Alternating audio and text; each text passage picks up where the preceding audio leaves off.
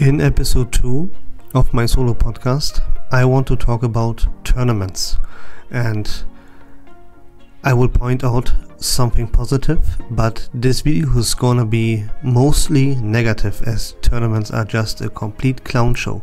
And what I want to get out of the way first is that this is not a video to let out my frustration because I suck and I'm unsuccessful or anything of that. The exact opposite is actually the case. As you can see here, those are just some examples, but I'm a top player in this game. I won a tournament and I make top cuts pretty much everywhere on a consistent basis. So yeah, with that out of the way, let's get into the one positive thing there is, and that is that tournaments exist. Now that might sound a little bit stupid at first, but let me explain. I actually did a deep dive in my last video about the lack of content in this game and there being no incentive to play the game whatsoever. We have 0 events going on. All we had was the Slapless EX event that was an absolute joke. Like, how many battles was that, right? Like 25, 30, and it was even locked behind a stamina bar. The only other thing we had is this emblem event where you have 3 years to rack up 45 wins. Like, this is done in a day, maybe 2, and that's about it. Complete joke. Then we have this experience grind by just racking up wins in random battles. They give you 15 experience per win, and if you rack up like 60-70 wins, you level up and get 12 hourglasses, you know?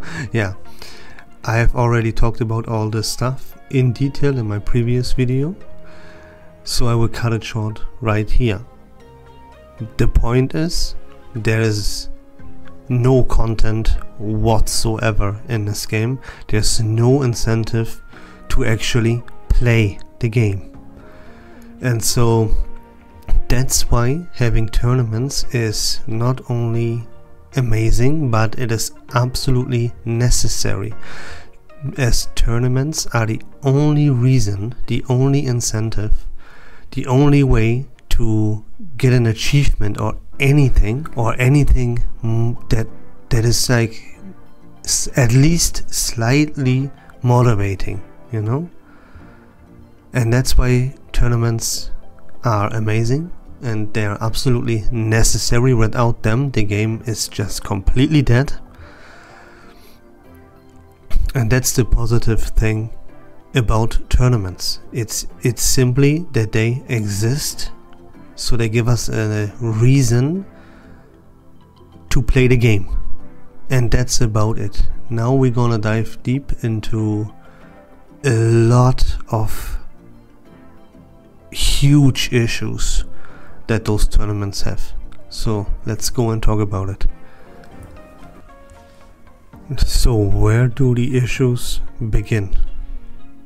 First issue is that there's nothing official, right? Everything is community driven, and that leads to incompetent people organizing these events. Why do I call them incompetent now? Let me just give you one example, because I don't want to shit on too many people here, but yeah, let me make one example. Let me tell you what actually happened, and that should tell you pretty much everything about those organizers that you need to know. So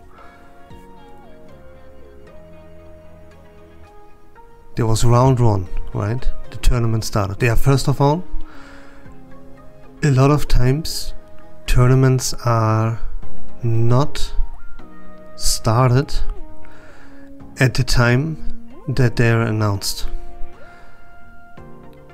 An example is the tournament should start at 7 p.m. but there's already, most of the times, a delay. 5 minutes, 10 minutes, 20 minutes, 30 minutes. I've seen it all. That's already a big issue, obviously, because you can't waste people's time that much, and for the reasons, but more on that in just a second. So I was playing in a tournament in the Pocket Pandemonium is what it's called, and this one is organized and hosted by Arcana MD. And so what this guy did blew my mind. There was an issue, one simple issue that was easy to fix. Like, it doesn't get easier to fix than this. This is the most minor issue you can possibly face, and that was that there was an update available that you have to download. Otherwise, you cannot be matched via a private match with your opponent after you exchanged the codes, right? So all the participants had to go wherever they downloaded the game and updated it manually. That was it. Now, first of all, they should write this down in the rules that everyone who's participating in the tournament has to have the newest version that is currently available, downloaded and ready. Right, so he didn't include that into his rules, so people forgot to update their game, right? And instead of even making the slightest attempt to fix that issue and simply throw out a ping in the Discord so everyone gets notified and sees it, that like, hey guys, 5 minutes break, everyone download the newest version of the game right now, and everyone who hasn't done that after those 5 minutes gets disqualified, you know? He could have simply done something like this. Easiest thing to do ever. But he didn't include this in his rules. He didn't ping people on Discord. He did absolutely nothing to even attempt to fix this issue. But what he did instead was absolutely nuts. Instead of attempting to fix this issue, which would have been the easiest thing ever, he closed down the tournament, pinged everyone in his Discord, and said, see you next week. That was the craziest thing that I have witnessed, and let me tell you, I'm participating in tournaments for many years across many games, and even in the Pokemon community I'm aware of everyone is hacking and cheating, and corruption that's just a thing you have to deal with, you know? It's just what it is, especially in the Pokemon community. Like, I experienced this a lot of time firsthand, I'm aware, and yeah, this is just what it is. But being so disrespectful to like over 200 people and waste their time like this, spitting into their faces and just saying like there's the tiniest issue possible And he's just like, fuck you guys, see ya, I'm out. Like, wow. Why is this so... I mean, it's obvious why this is extremely disrespectful and toxic and even kinda evil. Because what you have to understand, and what he does not understand whatsoever, this is a very, very, very important life lesson, is that time is the most valuable thing that a human has. Your time here on this earth is the most precious thing you have. And if someone wastes your time like in such a disrespectful manner, then holy shit, better stay away from this guy. That is crazy. Okay, now let's move on to just general things that are going wrong that is not a thing about this Arcana MD guy. That this is now a general thing that is present in every single tournament out there, and that is that these organizers, they put in judges that have absolutely no idea what they are doing at all, and it goes as far as they didn't even read the rules. You know, they come in, they read a sentence, and then they say, hey, give me a minute, I have to talk to other judges. You know, they have to go and find the information that they need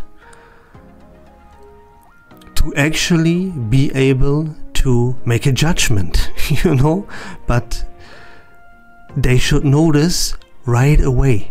You need to, the organizer has to get the judges together, talk to them and explain to them how things go. You know, even just, they don't even really have to do that. All they have to do is make sure that the judges read the rules, you know, that's it. And the judges have no clue, absolutely no clue. I had scenarios where there were things projected onto me for no reason at all. I was heavily insulted.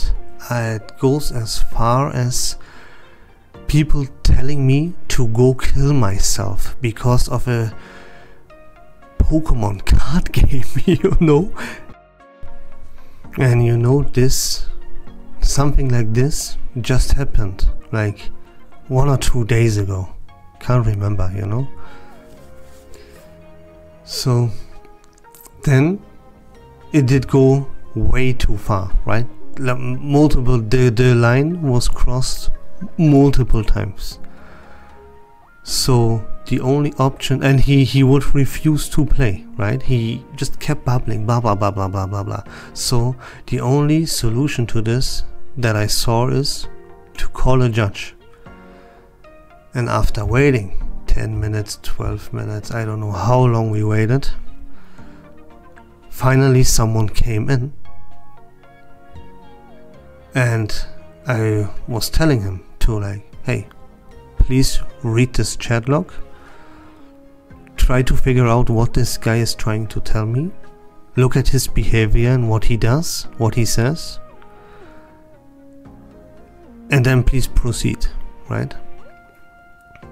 And yeah, I was heavily insulted. Things were projected onto me. The guy was constantly babbling some nonsense as he just smoked some crack before he checked in, I don't know. And after the judge read this chat log, said, please go ahead and play, I don't see any issues here. I was like, okay, alright, no, this is not okay with me. I'm gonna drop out. congratulations to my opponent for this free win, and I will never take part of any tournament that is hosted by this organizer ever again. And that's the story of that. I won't call out the organizer because I think he's a great guy and he does a great job. But yeah, I mean, if he does a great job, if you want to do a great job, you have to put in proper judges, right? So whatever, I don't want to call him out, but the judge in this tournament was Bella BGC. She was not able to grasp the situation, even though it was obvious. It couldn't have been more obvious. The guy was constantly babbling complete nonsense and projecting stuff onto me. I have no idea how anyone could not see that this is a completely toxic subhuman that we are dealing here with. And she comes in and she reads the chat and says she can't see any issues and we should proceed with our game. Like, it is crazy shit, bro. I'm telling you, crazy stuff. Yeah, and those were just 2 examples. There are things like this happening everywhere and on a daily basis, right? Those were just 2 examples, so you can kind of understand what awaits you if you plan to take part in a tournament at some point, or if you're already participating in tournaments, what really goes on behind the curtains. That was like a little sneak peek into that, into this crazy shit that happens. Of course, there are more issues than just the organizers and the judges. So yeah, let's go and talk about some other things. So something else would be, for example, that whenever I face an opponent, sometimes there are people coming in that do not speak any English whatsoever. Sometimes that's no issue because we just exchange a code and we go play. But again, if there is the slightest issue, I'm unable to communicate with my opponent whatsoever. So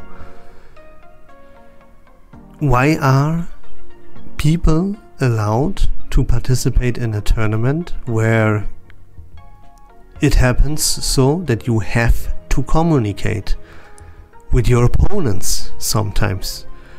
How are people allowed to participate in this when they do not speak a single word of English, you know?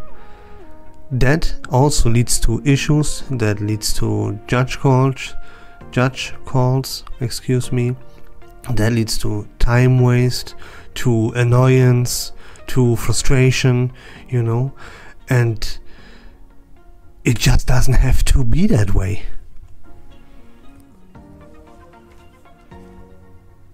Okay, so now we have talked about organizers are not it, judges being highly incompetent, that there are people allowed to participate that speak not English, they don't speak English at all, so you can't communicate with them. It's a big problem.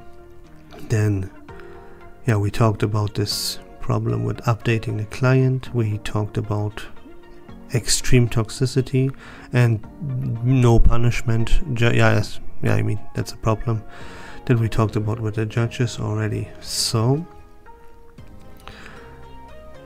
now let's talk about the format real quick. Not about that it's Swiss, not just yet. First of all, I want to talk about this open deck lists. So whenever you join a tournament, like 99% of them, not every single one, but like 95-98% of them, right? they require you to submit a deck list. And so you can see what your opponents play. Every single card, you can see their entire deck. And they can see your deck as well. Every single card, right? So why is this a huge issue? There are multiple reasons. First of all, this is a very, very big problem because you can cheat. You can submit a deck list on Limitless that includes, for example, a red card, but you don't even play this red card. Or you say you have just one Lieutenant Surge or just one Raichu in your deck, while you actually play two, you know? And why this is possible is that I will never be able to prove if my opponent actually plays that red card in his deck or if he doesn't.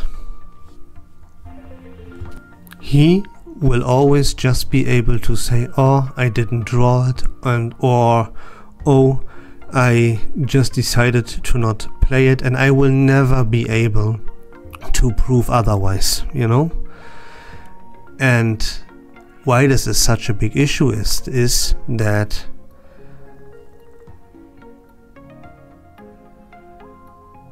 I have to base my decision making around him having the possibility of red carding me, you know? I have to play around that, especially because I play Pikachu and I have to plan how I set up my board with my bench and stuff, you know? So do I use my last spot on the bench for my Pincurchin, or do I wait and maybe draw something better for that place on the bench? Like a Zapdos EX, like my second Pikachu EX, like a Zapdos EX, you know? But if he has that red card, then I have to bench that Pincurchin every time. Because if I don't bench that Pincurchin, I run into the risk of him red carding me and me missing a spot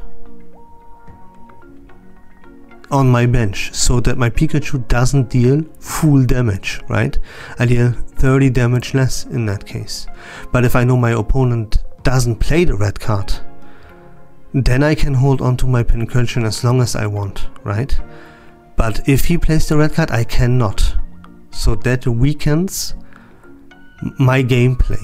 My decision making is different if I see if my opponent plays the red card compared to if I see that my opponent doesn't have the red card. That changes my decision making in game, and it influences how I play. That's why it's such a huge deal to know what he plays and what he doesn't, you know? And again, let me point that out real quick. He can just submit a deck list on Limitless that says he has that red card. So he lets me think he plays that red card, while in reality he does not. And that problem goes for other cards as well. I mentioned already, he can tell me he plays just one Raichu or just one Lieutenant Surge, when in reality he plays two of those cards, you know? That also changes how I play the game and how I take my risks, because I have to figure out the odds of him having that. How high are the odds that he has that Lieutenant Surge right now? How high is the probability of that? And if his deck list shows me he plays only one, then I take my risk different compared to when I would see, hey, he plays two, you know? And he tells me he plays one, but in reality he has two Lieutenant Surges in his deck. So the odds of him having it available at the time that he needs increase drastically. They double, you know? And that's why it's a big deal. All he has to take care of is that he never plays 2 Lieutenant Surges in one match. Then I would have proof. But he never does that. You never play 2 red cards or 2 Lieutenant Surges in one match. And that's the main reason why open deck lists are a very, very, very big issue. People can just cheat. And if your opponent cheats on you like that, you will never be able to prove that. There's no opportunity for you to prove that, you know? But it happens. Trust me, it happens a lot. So yeah, that's another big issue. Another really big issue is that people can participate in a tournament with multiple accounts at the same time. They can play 2 matches at the same time. That is absolutely no problem. And that doubles, if not triples, if they use 3 accounts, right? Yeah, it's easy to play 2 or 3 matches at the same time. No problem at all. And that doubles or triples your chance of going further in the tournament. And some tournaments have prize money and they increase their chances of grabbing that prize money, right? They steal spots from other people with this as well. And again, there's nothing done about it. There's pretty much no way anyone could ever prove that someone plays with 2 accounts or 3 accounts and increases their chances of making it further into the tournament, because you can play multiple different decks, right? Different account, different deck, no problem. And pairings also are a really important thing. It's possible that your accounts get matched with each other. That means that the account that has more wins right now gets a free win. Again, that increases your odds of making it into the next round by a huge amount. Or another reason is that pairings matter a lot. It depends on who you are paired against. What does this guy play? For example, if I run in my first rounds, I run into a Mewtwo after a Mewtwo after a Mewtwo, you know, that decreases my odds of making it far and racking up wins to make it to the next round. But if I play with 2 or even 3 accounts, then I have a higher chance of me facing a Mewtwo round after round after round. The odds of that happening, they decrease. You know, I have now double or triple the chance of not running into a lot of Mewtwo's, you know. One of my accounts will have good pairings, right? The odds of that happening, they increase, they double, they triple, you know. That's a huge issue as well with tournaments. And another thing I want to mention that also sucks, but yeah, this is no one's fault or anything, but yeah, there's no spectate option in game. So when the organizers want to stream their tournament, they are kinda screwed. They rely on people having to stream that thing to stream their games with Discord screen sharing. Oh yeah, they rely on people streaming on Twitch and stuff like that. It's also just not a good experience, you know. But that is what it is. That is due to the game being unfinished, and something simple like a spectator mode just does not exist yet. Yeah, we can just hope we get one of those in the future. That would help out a lot. Okay, now we have talked about pretty much everything. About the organizers, about the judges, about open deck lists, about no spectate, about double triple account, about toxicity, about people speaking no English, yada yada. But now let's talk about why the format that everyone chooses for the tournaments sucks. They use Swiss format, and Swiss is a format that only makes sense for in-person events. When you have to travel somewhere and or you pay an entry fee for a tournament or something, so that you don't travel or have expenses to join a tournament, and then I only play like one best of 3, and if you lose you can just go back home or you wasted your money, right? That's what a Swiss format is made for, so that doesn't happen. You can play the whole tournament. You can even keep playing if you're already out. You can keep playing even if you have no chance anymore to make it to the next round. You can still play your matches, and that's good because your traveling time or your expenses, the entry fee, nothing is wasted. You will get the value out of your travel and out of the money you paid. But for these tournaments that we have in Pokemon TCG Pocket right now, none of this is the case. We don't travel, we don't pay entry fees, and there's barely even anything to win. It's like $20, $50, you know, for first place. Like, no one gives a shit about that. That's not why we play, you know. And so what that leads to is that even that people that can't qualify anymore, they're out, you know, but they still keep playing. And what that leads to is, even from round 3 and onwards, there are already a lot of people that can't make it anymore. They're out of this tournament, but in a Swiss format they can keep playing. And what that leads to is that they make everyone else wait. More often than not, it happens so that the timer for this, let's say round 4, round 5, whatever round it is like 30 minutes, 25 minutes, 30 minutes.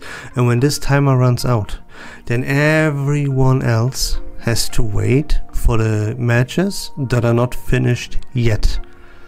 And every single time it happens that everyone else has to wait for the matches to finish from the people that are out of this tournament anyways. We just have to wait even longer just because there are some scrubs still playing the game, and everyone who already qualified now has to wait for these idiots.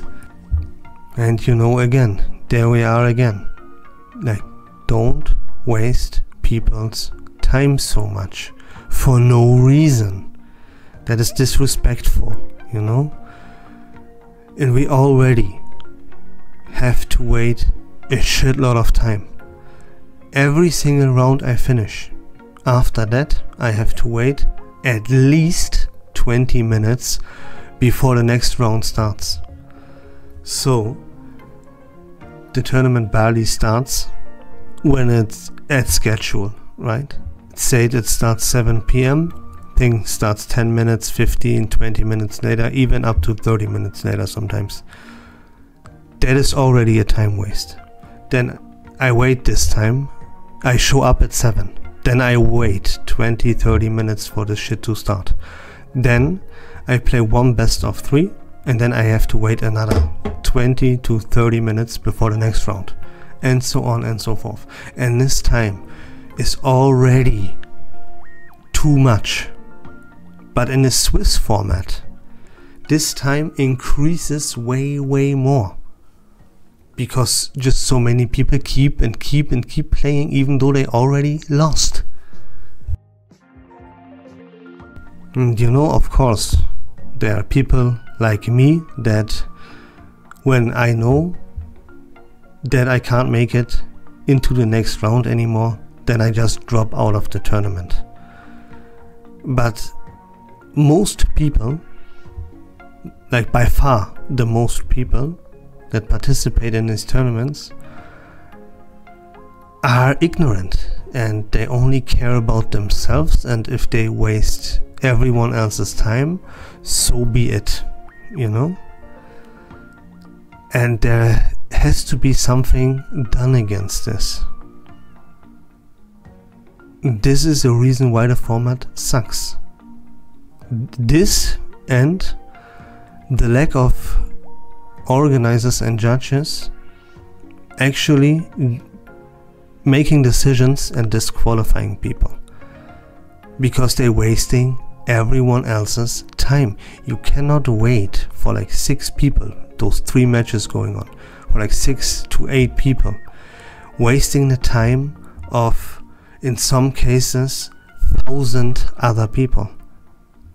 You can't let that happen. But it happens every single tournament. Hundreds of people, if not, there's a tournament with over 1,000 people, and it happens in this tournament as well. And yeah, the organizers and judges will never learn this, so we have to switch formats. I don't know why no one is doing this, but here we are talking about negative stuff, and there we go, I mentioned it. Alright, and there we have it. That was everything on my mind that I wanted to talk about when it comes to tournaments.